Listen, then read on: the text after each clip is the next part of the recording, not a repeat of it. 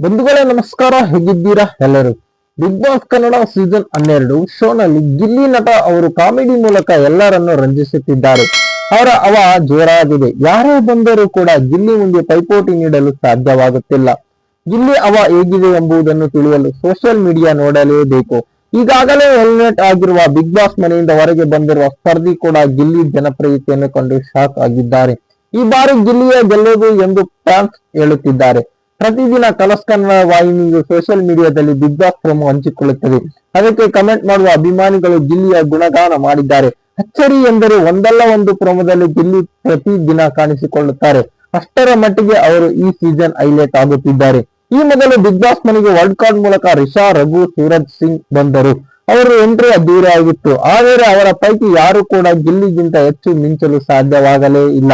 ಬಳಿಕ ರಜತ್ ಮತ್ತು ಚೈತ್ರ ಕುಂದಾಪುರ್ ಅವರ ಬಿಗ್ ಬಾಸ್ ಮನೆಗೆ ವರ್ಲ್ಡ್ ಕಾರ್ಡ್ ಎಂಟ್ರಿ ಪಡೆದರು. ಅವರು ಕೂಡ ಗಿಲ್ಲಿಯನ್ನು ಹಿಂದಿಕ್ಕಲು ಸಾಧ್ಯವಾಗುತ್ತಿಲ್ಲ. ಅಶ್ವಿನಿ ಗೌಡ, ರಘು, ಧ್ರುವಂತ್, ರಾಶಿಕಾ ಮುಂತಾದವರು ಗಿಲ್ಲಿ ಮೇಲೆ ಹತ್ತಾರು ಆರೋಪ ಮಾಡಿದ್ದರು. ಆ ಮೂಲಕ ಗಿಲ್ಲಿಯನ್ನು ಸೈಲೆಂಟ್ ಆಗಿಸುವ ಪ್ರಯತ್ನ ನಡೆಸಿತು. ಆದರೂ ಸಹ ಪ್ರೇಕ್ಷಕರು ಗಿಲ್ಲಿಗೆ ತೋರಿಸುವ ಪ್ರೀತಿ ಕಡಿಮೆ ಆಗಿಲ್ಲ. ಗಿಲ್ಲಿ ಎಲ್ಲಾ ಆಟವನ್ನು ವೀಕ್ಷಕರು ಮೆಚ್ಚಿಕೊಳ್ಳುತ್ತಿದ್ದಾರೆ. ಪ್ರೋಮೋಗಳಿಗೆ ಜನರು ಮಾಡುತ್ತಿರುವ ಕಾಮೆಂಟ್ ಈ ಮಾತಿಗೆ ಸಾಕ್ಷಿ ಆಗಿದೆ.